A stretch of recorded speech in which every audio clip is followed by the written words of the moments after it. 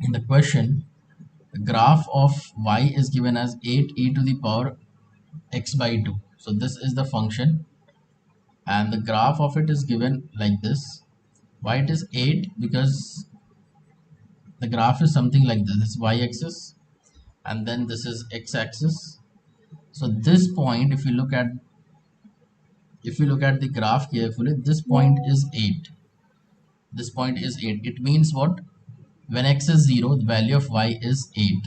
So this is satisfied for this. Y is equal to 8 e to the power x by 2. We have to find out the area of the region between 0 and 2. So let's suppose somewhere it is 2.